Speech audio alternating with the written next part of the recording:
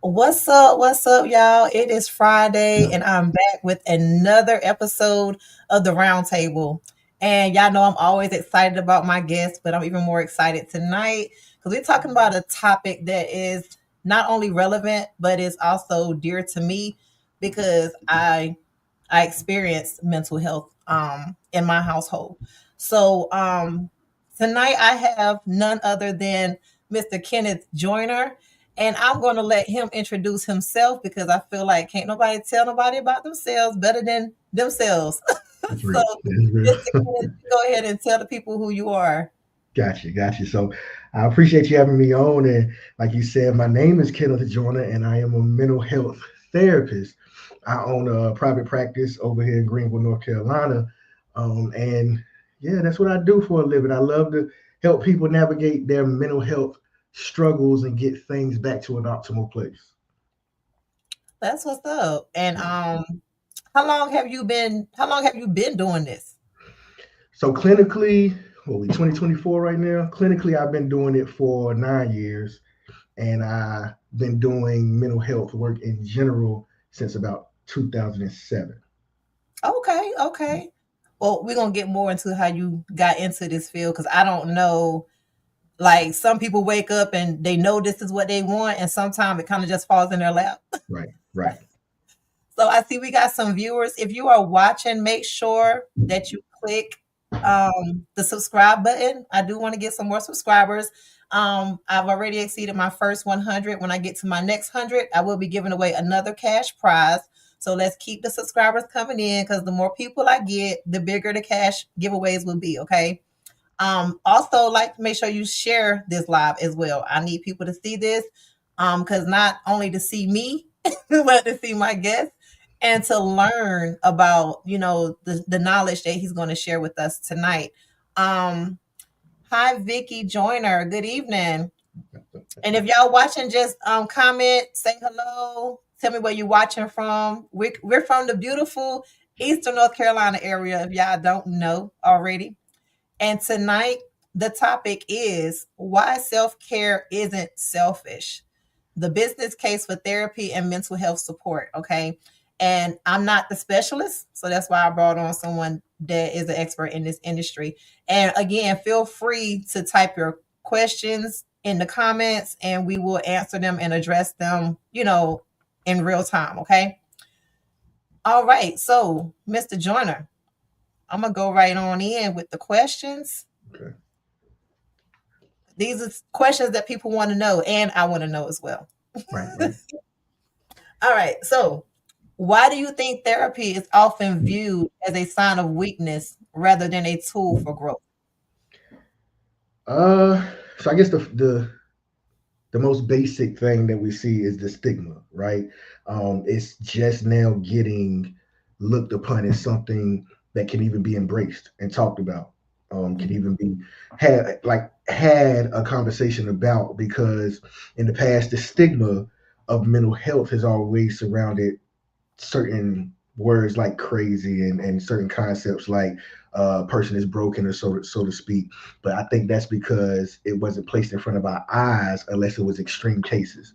So you see a lot of things in the media, like the extreme cases where people might be in insane asylums or might be dealing with things like extreme schizophrenia and those types of things. So I think when people hear mental health or hear the word therapy, they go extreme and they think about that, not realizing that it's just as common as the words physical health, right? So everybody is okay in common with the words physical health.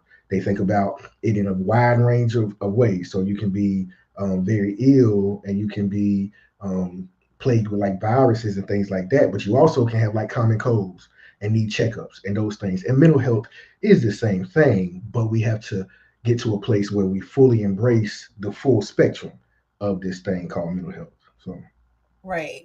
And I agree because for even myself, I looked down on it because it wasn't anything that was talked about in the right, community. right, And right. so when you hear therapists and therapy, I always thought just, hey, I just lay on the couch and somebody listen to my Yeah. problems. And when I went to therapy, I'm like, there is no couch for me to lay on. Right, right. because I do get therapy, and I recommend anyone get it because we have so many things that affect how we are now as an adult that we never thought about. Right. And we're trying to heal ourselves. And sometimes you cannot do that on your own. You have to reach out to a specialist like Mr. Joyner here. Yeah. So, how can we redefine masculinity to include vulnerability and emotional health as strength? Um, I think one of the biggest things. So as humans in general, we are beings that observe very well, even when we don't realize we're observing, right? So exposure is a big thing for us. We learn through conditioning and exposure, period. So I think the first thing is creating the example and making it more of the norm, if that makes sense. Like, I think a lot of what we struggle with in terms of men and masculinity and not being able to embrace the fullness of what it looks like to be a real human man is the fact that the things that get put in front of us are just the parts of like what like strength looks like, but Right. not the fullness of strength. So not emotional strength, it's just like brute strength, power strength. It's a certain view of what a man is supposed to look like, but encompassing the full picture.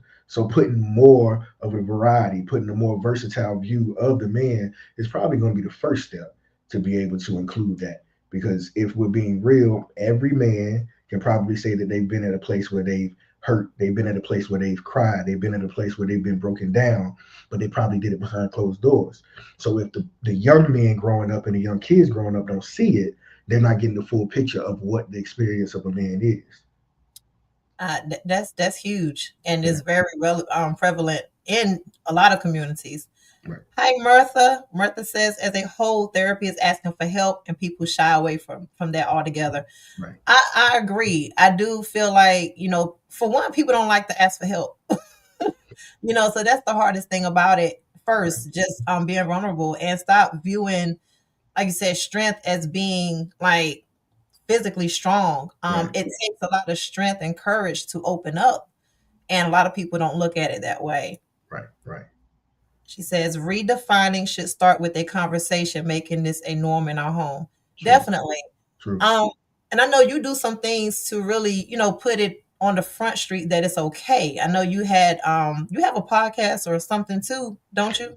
So the podcast right now, it's up on streaming platforms. It's not active, so the Okay. episodes are from before, but it actually stems from a roundtable therapeutic space that we created for men. It's called You Good, Bro, right? And what it is it's a space where just what we were talking about can be put on display, where men can go and talk in a place that's safe and talk in a place that reflects them. So it's people that look like them and share the same experiences as them, and they can actually dig into the things that they can't talk about on the front street without being or feeling like they may be judged. So yes, the podcast itself is reflective of that, and you can find it on all streaming platforms. And it's called You Good Bro.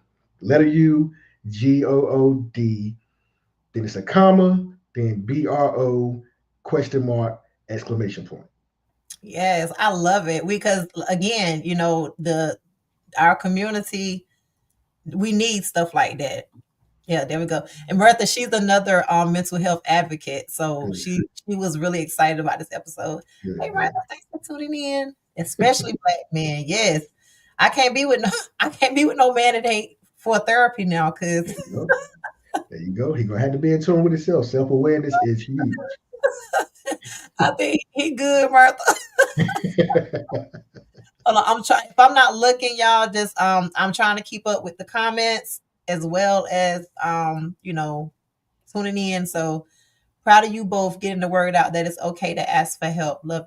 Oh, that's your mom. That's my mama. Yeah. Oh, That's my biggest supporter right there. It ain't no building that I'm not gonna be in that she won't be there with me. So that's how yeah. it's supposed to be. So, what role does affordability play in preventing people from seeking therapy? And are there solutions to make it more accessible? So sometimes that can be a gap. But there are things in place. So essentially you have a couple of options, right? When you're seeking therapy. You can go through insurance. And when you go through insurance, you may run into some of the same things that you run into when you're dealing with physical health and trying to seek treatment for that, where you might have copays that might kind of cause some issues. And then, of course, depending on the type of plan that you have, for like people that might be on a lower scale of the income, they might have to go through Medicaid. A lot of times they pay in full for these types of services, and then you might have to pay out of pocket. And sometimes those services, well, those prices can get pretty healthy, but usually it's a provider or two in each county that has been given state funds to kind of bridge that gap. So, for example, if somebody doesn't have insurance and they go to see a therapist, and sometimes therapy can get in between like the $100 to $150 per session range. But if they apply for these certain type of dollars, and in North Carolina they're called IPRS dollars, and if they apply for those dollars, then they can fill out some forms to show that they don't get a certain type of income, and then the state funds will cover a certain amount of sessions. So I would say if just hearing the price is stopping you, go and seek what resources there are, because there are supplements that can help you get what you need. Okay. So what Yeah, he's saying, y'all, is being broke or not wanting to pay for it is not an excuse. at Okay. all, at all, At all. at all. Nice. Stop making excuses. If you ain't got no money, you can still get some therapy. Y'all figure out how to get everything else done that you can't afford. For sure. So let's go put our mental health, make it a priority, y'all. So before I go into the next question, well, it is another question, but it ain't one that I got typed up. What drove you into this, into this industry? Like, how'd you get started? So my story is unique, but it lets me know that it was God driven, right? So my undergrad is in computer science. I went to Elizabeth City State University for 4 years, got my undergrad in computer science. And to be honest with you, I didn't know what I wanted to do. I just did that because my neighbor across the street, that's what he did. And I knew that if I needed help, I could go across the street and get help, just being honest. So when I graduated, I was not like invested in the field and didn't know what I needed to know to go to the next level. And back in Elizabeth City, it's not but so many jobs surrounding like computer science anyway. So I would have had to leave home, and I wasn't prepared to do that. So I started working in the group home. And when I started working in the group home, I that's why I drew my love, or realized my love for vulnerable populations. And Mm, then I just started climbing the ladder. So I started in the group home, then went into community-based services, and started from the bottom tier and worked my way up with experience. And then I realized like the person that was my boss was making a decent amount of money. So I said, let me go back to school and try to get that job, right? But when I went back to school and started studying human behavior, that's when I started realizing like, no, I really got a passion for patterns of human behavior. And it also helped me walk myself through a big battle with anxiety. So it was like a double whammy, because I was able to kind of start working through my anxiety, which I didn't know what it was and how to put a name to it until I got there. And then once I was able to turn that key and open that door, the passion to help other people get through those types of spaces was just there, and it's still there, and it's never leaving. Like it's God ordained for sure. that's what's up. I love it. I think the most successful people have a heart to help other people. For sure. At the end of the day, there's so many things you can do out here, and I thank God for people that do everything that I don't want to do. Right. Because people think, "Hey, Monica," people think because I have a child that has issues or Right. challenges that that's something that I want to Right. work with, and it's like no, Right. matter of fact, I'm not gonna lie. I do enjoy helping other parents, like advocating for them, but I wouldn't want to be responsible like you are. You see what I'm saying? For like Yeah. really helping somebody get through something because then I'm responsible. And I'm like, what if the situation is just like too far gone? Like, Right. has it ever happened? Like anybody come to you for therapy and it's like you Yeah. can't help them. Yeah. That was one of the things that I had to battle through initially. And when I say that, so at heart, I'm a giver and a people pleaser, right? Because of some of that anxiety I was just talking about. So when I got into the field, I had to learn that I couldn't fix everything, right? As a fixer, a natural fixer at the core, I had to realize like I can't fix everything. So it's a lot of situations where you won't be able to break the mold for different reasons. Like you said, it might be too much of an extreme situation for your level of expertise, or it might be that the person isn't willing to engage enough, and you can see where Mm, they can get what they need, but something's disconnecting, right? And you just got to be able to say, okay, it's not about winning them all, but every win is a win. So I go and right. do the best job that I can, and I let it fall how it may, and pray that God connect them to what they need going forward. That's awesome. Because Mhm. I know when I first started therapy, as transparent as I am, I was like kind of like on the fence, like, okay, Yeah, I want to do this, but then again, I don't want to do yeah, this. yeah, But it's only going to work if you are open and honest and transparent. And I will say, some people they don't need therapy because they got friends and stuff like that. Listen, you need somebody that don't know you, somebody that can't judge your positive thinking with your negative past, or even even vice versa.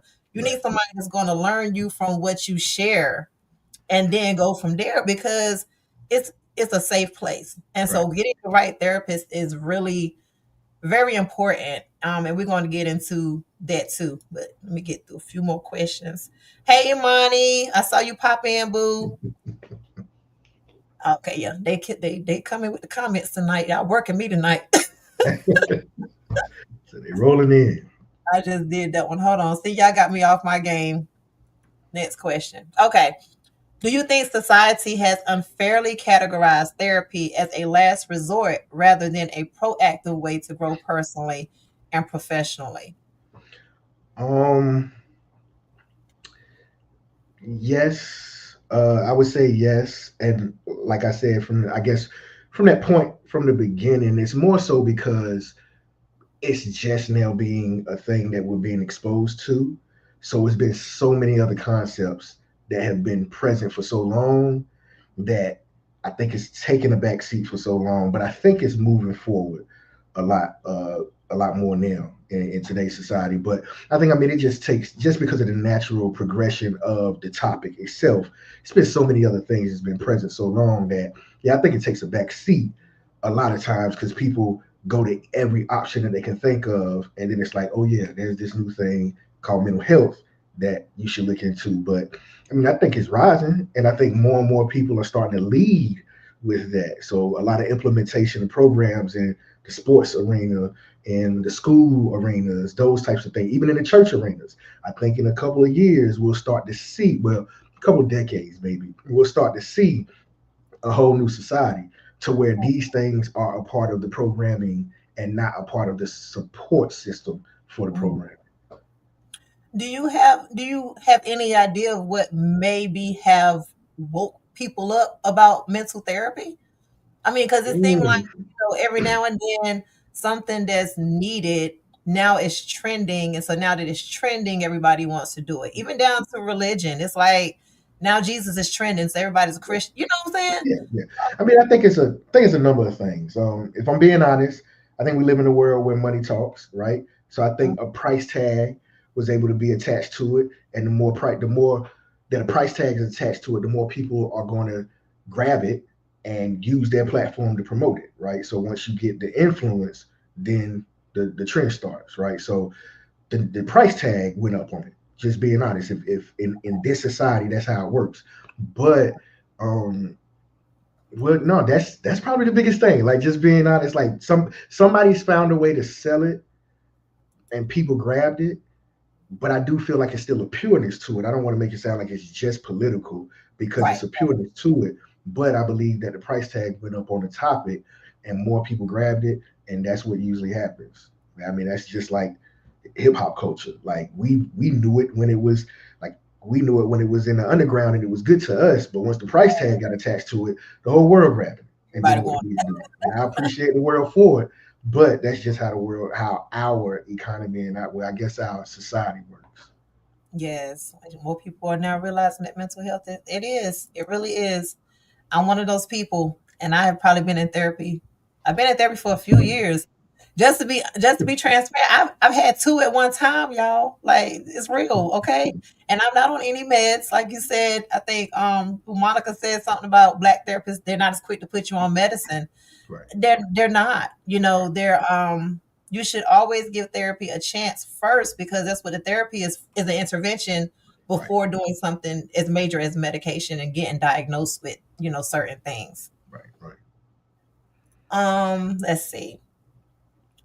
Well, what can therapists do to make mental health care feel more approachable and relevant for clients? I know we've like really kind of touched on that already, but Mhm. was there anything else like as far as like I know me, I'm always brainstorming, and I know my church specifically, we have um workshops or Right. some sort of events about mental health awareness, bringing it into the church, having community events, stuff like that. Like, so what other things do you think can be done to make it more approachable and relevant? So I mean, you hit it on the head. Like awareness events and awareness spaces are going to be the biggest thing. Where you just find your biggest way to put it in front of people. Like we were just saying, with that influence and that connection, that's huge. I think collaboration is a big one. So when I was coming through school, getting my master's before I got licensed, they were introducing the integrated behavioral health concept, which is a concept that was combining like physical health and mental health. So pretty much putting professionals in the same places and doing different models that integrate them. So that way, when you go in, you get checked for everything, right? So kind of attaching mental health to physical health and making it one big health holistic component.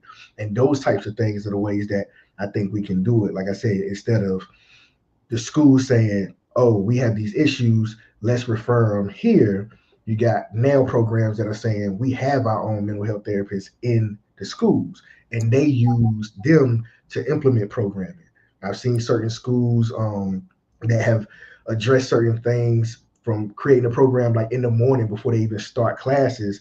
They might do like a self-care check-in type of thing, and that's the type of thing that we can do where we say, okay, let's make this part of the curriculum. Let's make it part of the day, part of the programming. So yeah, just continue to immerse it into society just like everything else. Right. And what about a lot of people think that, by the time they go to a therapist, they're a complete mess. Like they didn't realize they were becoming a mess. It's like, Right, oh my God, I need therapy, right? right, right. So what would you say to someone who thinks therapy is only for people in crisis and not for high achievers or as a preventive method? And it's ironic because I was just saying this earlier with a client. We were just kind of talking about this, and so the word health, right? The word health, you find that in mental health, in the title mental health. You also see it in the title physical health. The core basis of that is maintenance, right? That's what that means. Like health is surrounded around maintenance and the upkeep of that component. So physical health, the maintenance and the upkeep of your physical, the maintenance and the upkeep of your mental health. So for most people, not everybody do this, but for most people, they can probably at least agree that it's good to at least check up maybe annually, every 6 months or so on your physical health to make sure that nothing's going wrong. Same concept, right? It's just the mental and the physical are the only two things that's different in those two titles. So it's the same thing with the mental health. Not saying that you gotta go routinely like every 6 months or so, but saying like create some type of routine to assist that portion of your health, just like you would your physical portion of your health. It's just that important, or just as important, right? So when people say that, you're playing it as if the only time that you go to the doctor, if you were looking at physical health, the only time you go to the doctor is when you're really physically ill. And that's not a great game to play. You're playing a dangerous game. So the Right. same thing on the mental health side. If the only time that you go is when crisis comes or we're having breakdowns, then you're playing a dangerous game. Right. So same concept. Yeah. And unfortunately, some people play with their physical health the same way. So I can't expect more for the mental health. For sure. Ms. Jordan said we hide a lot because we feel that we'll be judged. That is definitely a fear. That's another reason why I say it's good to talk to somebody that don't know you. Because if Right. they don't know you, they can't judge you. If you don't want somebody local you can do telehealth and get a therapist that's not even in your area, Right. but in order to get help, we have to definitely admit that there is something wrong. Right. Um, as Joyner, she also said everybody has issues, but learning to talk about them can be scary. Yeah.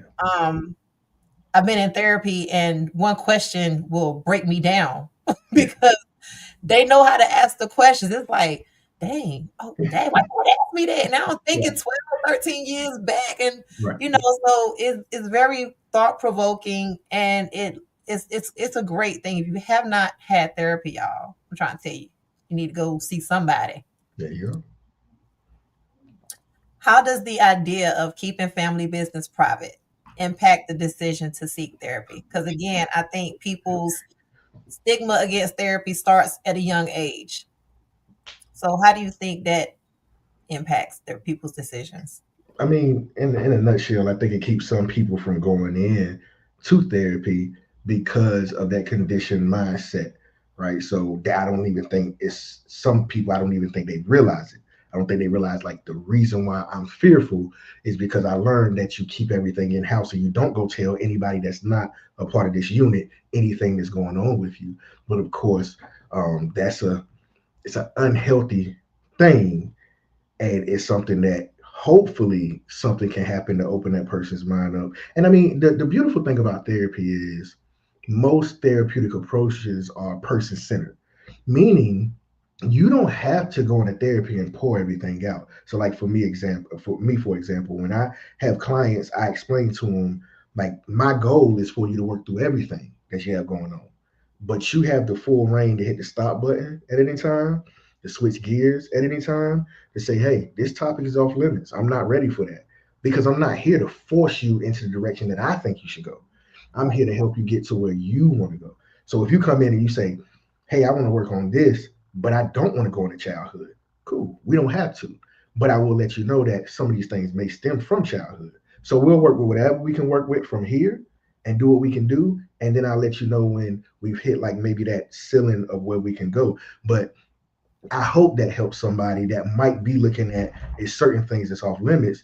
I would say don't let that deter you from going and working on what you want to work on, and still keeping your boundaries for yourself, for your comfort levels. Okay. And I agree. That's a great way to, to put it. Um, because a lot of people, like I said, it just boils down to people being afraid. Yeah. And so how difficult does it make it for you when people just don't want to open up? Like they want therapy, but they don't want to tell you nothing. Yeah, it can be tough.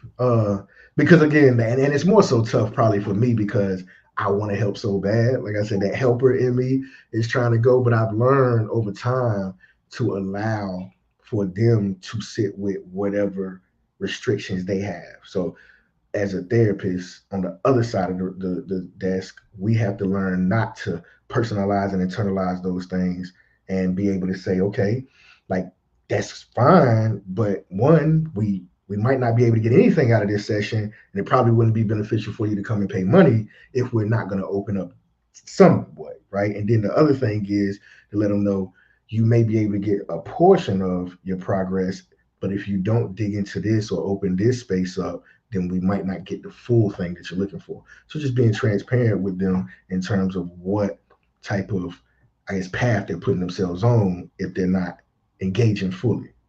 Got you.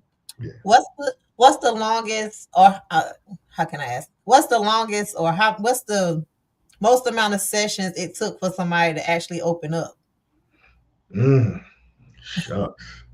I can't really say I can't really say directly, but the person that comes to mind, it was a young guy, and it's been a great story.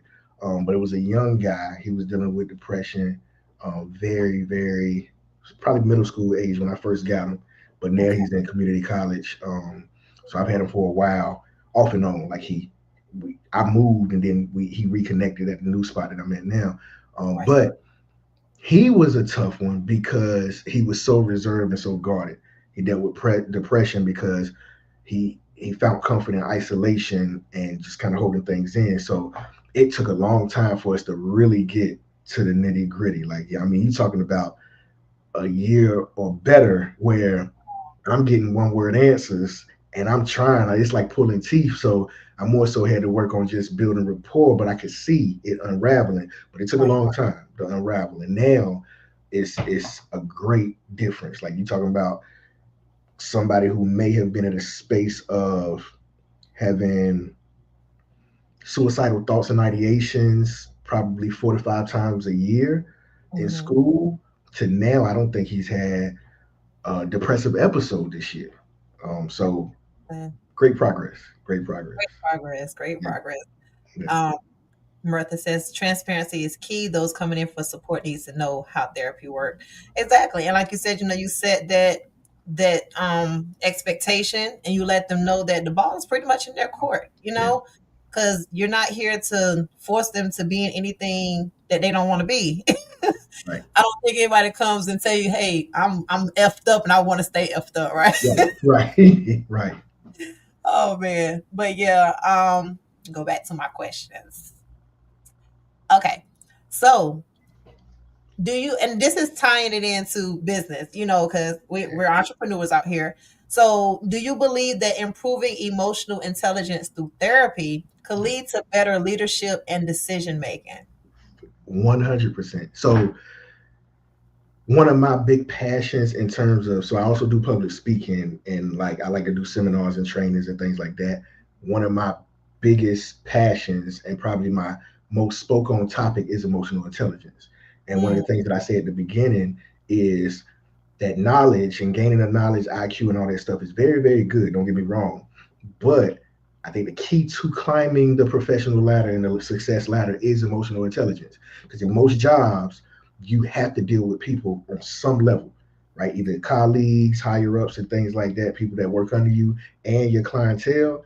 And if you can navigate that, then you can't be the person that continues to climb the success ladder. So, for in terms of leadership and in terms of just professional development, is huge. But like you said, decision making as well, because you've probably heard a lot of people say, I can give the best advice to everybody, but then when it's time for me to take my own advice, I never take it, right? And it right. sounds like it's bad, but most people are like that. And the reason being is because logic, standing alone, is very easy to do. It's very easy to give a logical answer standing alone until emotions come in. Once emotions come in, it changes the picture, right? So emotional intelligence, or people that have high emotional intelligence, they're able to separate the two and still stay on the side of logic to get the best outcome. So decision making for sure, right? But if you can't navigate that emotion and your intelligence level is low in terms of EQ, then you're gonna struggle with that decision making and have a lot of regrets and Y'all bad hear outcomes that, right? So if y'all in business, y'all need to be seeing a therapist. for sure. I know I got mine. Um, and not to put you on the spot, but I know in one of my previous episodes we was talking about like leaderships and mentors and stuff, Mhm. and how important it was for like if you to find a mentor or Mhm. coach to find out who they're following, who are they being mentored and coached by.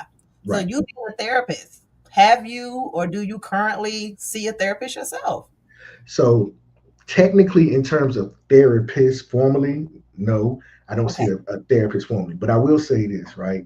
So when you come into this field in the lane that I came through, so I'm a licensed clinical social worker, right? So if Okay. you come through that lane, or if you come through licensed mental health counseling lane, I know for those two, you have to do 2 years of supervision as a provisional licensed person. So I had to come up under another therapist, and in that space, they pretty much navigate what you go through and kind of give you that therapeutic support. So that's who I came in under, and Okay. that's who I continue to seek when I need that type of consultation. So formally, do I go in 2 weeks and see a therapist? No, but do I have a person that I consult when I need to unload? Yes, I seek him, and then I have another colleague that I go to as well.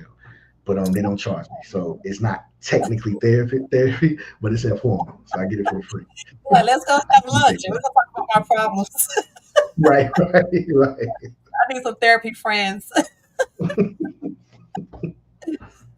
oh, I just did that one.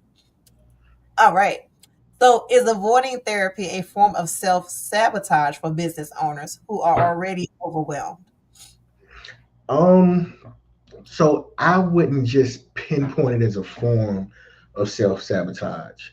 Uh, that's a strong word. What I will say is probably not the best idea to avoid it. But I won't say that therapy is the only thing that can help them with the overwhelming. So of course, therapy in the sense that we're saying it. So we're saying face to face, one on one therapy, individual therapy. But there is like self help therapy by like reading and studying certain things. So I wouldn't say it's self sabotage if they're just not going to see a professional therapist. But I will say it's self sabotage if they're not addressing the overwhelming side of things, right? So therapeutic methods can come in a lot of forms. Vacationing is a therapeutic method. You mentioned earlier, like convening with friends is a therapeutic method. So, to expound the question, not progressing therapeutically in the right way to address the overwhelming feeling and letting it sit would be the self sabotage for sure. Okay. But I would suggest that they find some way to release that overwhelmed feeling because it's your body saying that this ain't it. We got to make an adjustment. In some form of healthy way, y'all, because there's Right. a lot of ways we can cope. That is true. That is true. A healthy way, not going to the comfort food, not going to the No. liquor store, you Right. know, Right. maybe start praying or getting a therapist, right? Right. Right. So, what do you think is the downside? And you just kind of went into that too. The downside of not addressing mental health as a business owner, could ignoring it actually hurt your success? Yeah. So it's a lot of different things that could be the downside. But the main thing that I would say is burnout, right? We all Mm, have a meter or a threshold. So when you talk about your emotional meter, you talk about your physical meter, you talk about your mental or psychological meter, like those things, they have a cap. So if you're not addressing your mental health, which is the combination of all of those things that I just mentioned outside of the physical side. So it's more the social, emotional, and psychological meters, right? If you don't address all three of those components of mental health, then you're bound to not be operating at your best self. And yes, that could hurt your success. It's like me telling you, hey, I got a task for you and I want you to do it at 100%. You're going to be able to do the task your best and probably your quickest. But then I say, I got the same task for you, but I want you to do it at 50%. So I take 50% of you and say, go do it. It's going to take you longer. It's going to be more straining. And then afterwards, it's probably going to have an effect as well. So mm, your job is to make sure that you're at 100 so you can do what you need to do for production. Right. So that's where you said that again, that self sabotage can come back in because you're playing yourself harder, not realizing by ignoring these things that you might think are small. right. So I had a friend of mine when he heard it, I was having a therapist on tonight. He was Yeah. like, I want to ask him a question, but he couldn't get Yeah. on. So I'm gonna ask Okay. the question for him. He Okay. said, Okay. and I can laugh because he's my friend. So he says, how do you know what are the signs that somebody needs therapy, or what are the signs that something's wrong with somebody? Gotcha. So no, that's actually a great question, right? So first thing is going to be not feeling like yourself. Like you know yourself, you've been with yourself for however many years you've been with yourself, right? So not feeling like yourself and it going on for longer than it normally goes on, that could be Mm, the first thing. But some of the things that you can look at typically like symptom wise for yourself and also appreciate you for yourself and also for other people is like if irritability levels are very, very high, like if you're normally a nice person and you snapping at the smallest thing, like you sit in a room with somebody, you're like, I ain't like the way he was chewing. And you start blanking, yeah, you might need to go see somebody at that point, right? If you're sleeping a lot more than you normally do, or you're not sleeping and you normally get a full night's rest, and there's no physical reason as to why those things are happening. And these are reasons why you might need to. If you find yourself in finding yourself in a pattern of poor relationships, which is a big one that I want my people to start embracing and going to see somebody because you can really break that pattern if you go see somebody. But a lot of poor relationships that you're like, okay, this thing keeps happening over and over. And by relationships, I don't mean boyfriend, girlfriend mhm, primarily. It can be that, but I mean friendships. Like you keep finding yourself diving in and out of friendships or family relationships are broken and they keep having like this negative pattern, then those are things that you can say, okay, let me go see somebody so I can make some more sense outside of my emotions with this. Poor Right. appetite, and normally you have a regular appetite or overeating. Like seeing a big change in your appetite can be a reason for you to go check if you don't see any physical reason for the connection. Excessive substance use. You mentioned earlier coping through alcohol, coping through weed smoke. And I know in this society, a lot of people love to smoke weed. And I ain't knocking nobody for doing what you do, right? But I will tell you that if you smoking weed daily, you probably are masking something, if we're Mhm. being honest with ourselves, right? So that's something that if you go in a therapist's office, you may can get to the root of it and not need that thing as often as you need it, right? So those are just some surface level things that you can look at. Impulsivity is another one too. If you got like a high level of impulsivity to the point where you always are making decisions that affect your life, like poor money management, to where it's affecting your bills and things like that, that might need to be something to go see Mm. somebody as well for. Wow, that's interesting. You can't pay your bills, y'all. Y'all need therapy. No, No, that's real. that's not what he said. Right, that's real. Monica has a question. She said, what would you tell people for mental health professionals that save other people's lives daily and barely saving yourself to keep from doing a disservice to your clients?" You said, what would you save other people's lives and barely save yourself to keep yourself? So same thing, like I was saying earlier, like so I'm a big fan of okay, so it's a Bible verse that says, my cup runneth over. It's a portion of the verse that says, my cup runneth over. I tell people that what's in the cup is for you and the overflow is for other people, right? Right. So when my cup runneth over, I don't need to be pouring until my cup runneth over, right? So I got to make sure that my cup is full. So it's very dangerous when you're serving people from a half empty cup or empty cup, right? Because you can, like you said, do dangerous service to those people. So for people, mental health professionals, they need to make sure they take care of themselves, make sure they have balance, make sure they implement self-care and keep it very, very stringent. But that can go across the board for owners of businesses and administrators and parents. Those are some of the people that I want to really think about that. Like, because kids take a lot to give. So like making sure that you prioritize self so you can give the best that you can give because all of those things affect the people you serve. So that's a great, great question. Right. And some people don't really understand how to do that. And that's another reason where therapy can come in and Right. help because it helps put things into perspective. I know anytime I feel like I'm overwhelmed, I'm not actually overwhelmed. I just don't have everything organized. I don't have everything, like I'm not working at where I'm supposed to be working, if that makes sense. Yes. Um, Yeah. I sat down and redid my schedule and I'm like, well, dang, I got a lot of time. Right. Like not a lot of free time, but I have a lot of time to put these things that I have to do that I feel like is overwhelming at Right. times. So yes, like I said, I definitely appreciate therapy. Um what advice would you give to someone in the community who is hesitant to start therapy due to cultural beliefs or, stigma? Um. So the first thing that I would think about is do a consultation that doesn't lock you in for anything, right?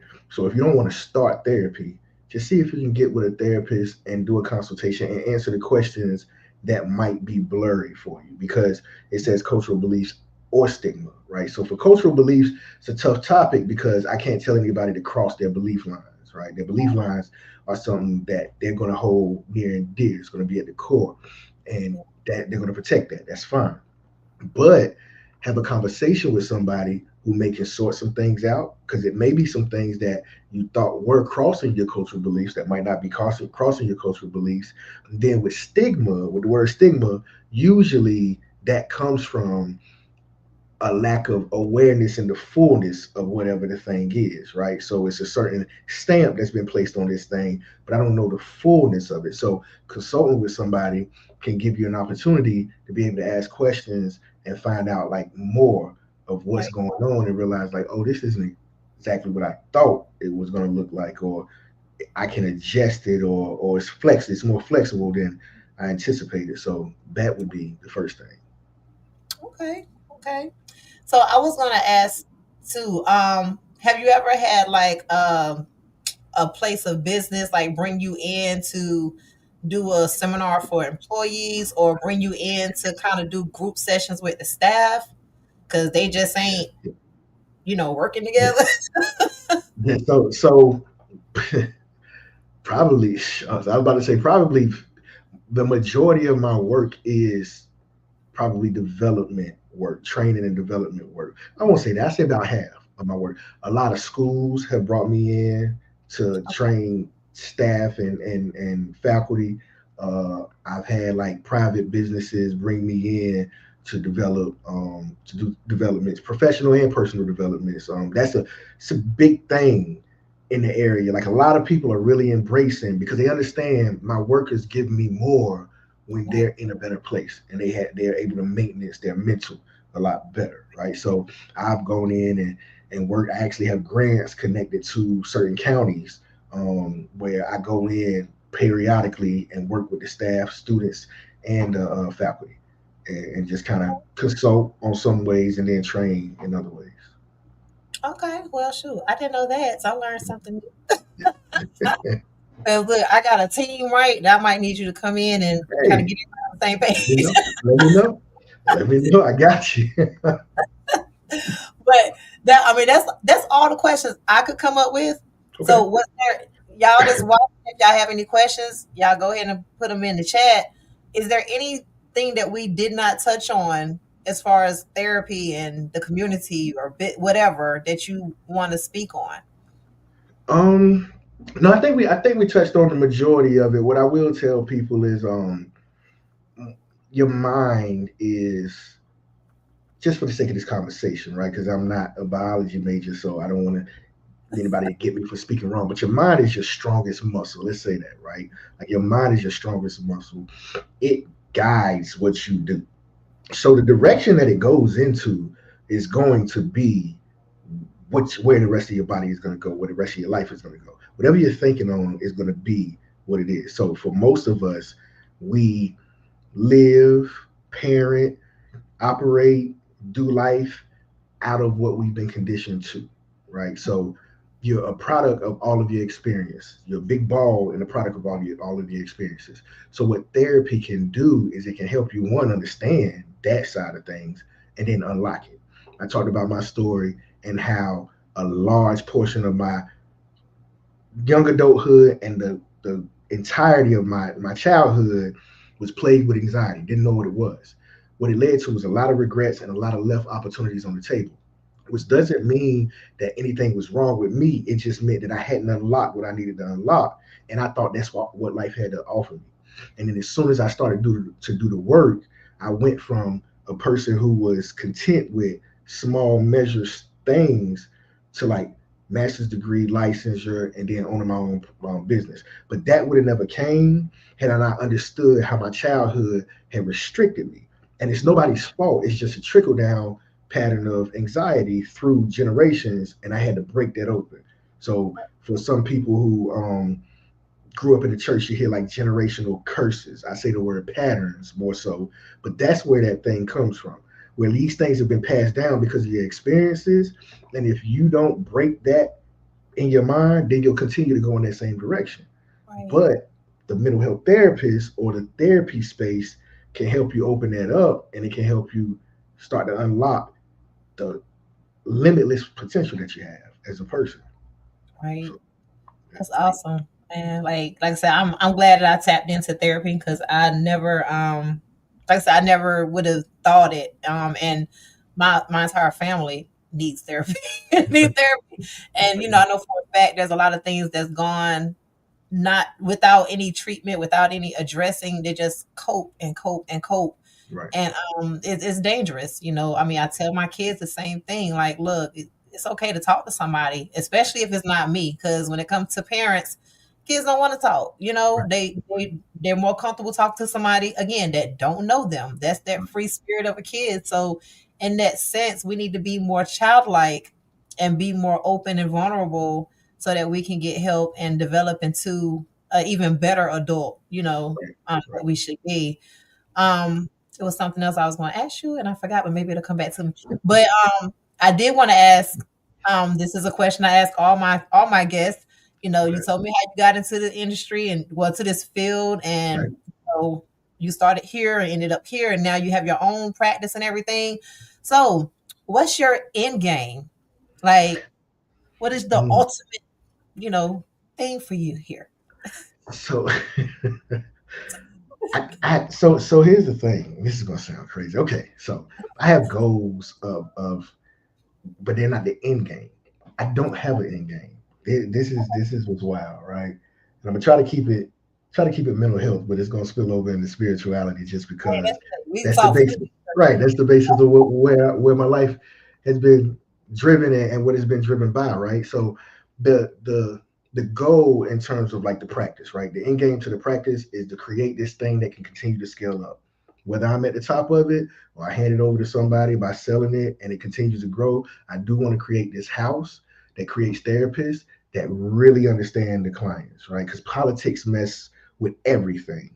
So I do see clinics where, I mean, they don't treat the clinicians the best and all of this good stuff. So I'm trying to create a house that can scale up and continue to scale up and be like a training ground for therapists so they can be the best therapists they can be, right? So that's a end game, but it continues to grow. But in terms of everything else, like I do believe that this is my purpose for life. And I believe that God wants me to continue to learn how to break this mold for people. So my job is to continue to help people break through that mold that I broke through in their respective way forever. Like until I'm laid to rest. That's what I'm here for. that's a great end game. Yeah. That's a great end game. So right now it's just you, or do you have like therapists that work with you? So right now, small scale is me and a partner of mine, that same supervisor that I explained I had to sit under. When I became fully licensed after that 2 years, we partnered together and we opened this practice. So it's me and him, and then we have a billing specialist. So it's just three of us that operate under this house. But I will say in the next year, the plan is for expansion. So, um, God willing, by the middle of next year, I will have a space where I have clinicians coming up under me, and we'll be able to start scaling up. So, yeah, All right, y'all heard it here. I don't know if yeah, it's yeah. first, but you heard it No, here. that's breaking news right there. That's the first time they heard it. Look, I'm getting some exclusive news up here on Mhm. the table tonight. Well, I first and foremost, I appreciate you for taking your time out to, be up here. I think I missed some comments. Hold on, I had to scroll down tonight. Uh-oh.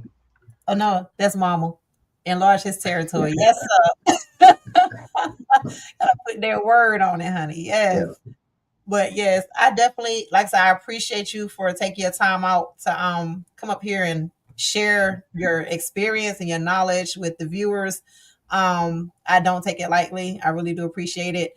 And you are currently accepting clients, right? yes, Okay. yeah, yeah.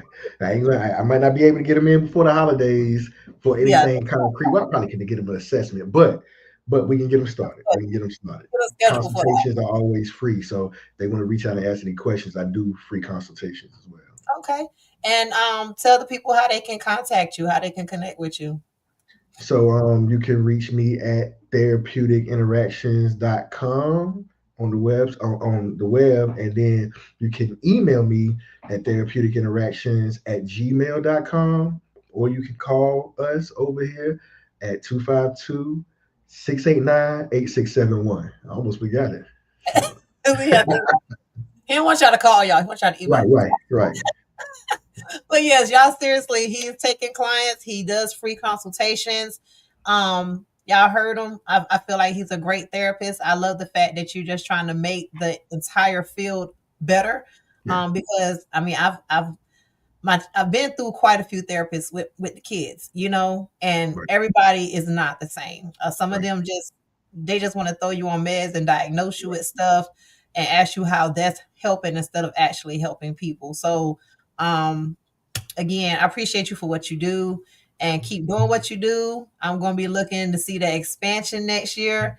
Yeah. Y'all want to go into a field? This is a good field if you care about helping people, and maybe y'all can work under him. And if you need questions about how to navigate the field, like I said, give me a call. I do those Yes, free consultations. Any information that I can give, I give because I enjoy that. That's a passion of mine. Just giving information that I got. So well, that's what's up. yeah. Again, I appreciate you. If y'all have not subscribed, y'all need to subscribe. I see y'all are mostly watching on Facebook, but I'm gonna put the link to the YouTube so y'all can at least go hit that subscribe button. You subscribe, you will be entered into a drawing, and I'll give away another drawing when I hit my first 200 subscribers. All right. If there's nothing else, y'all have a blessed night, and I will see y'all next Friday, same time, same place. Different guests, though. Right. All right, Kenneth, thank you so All right. much. No problem. Thank you.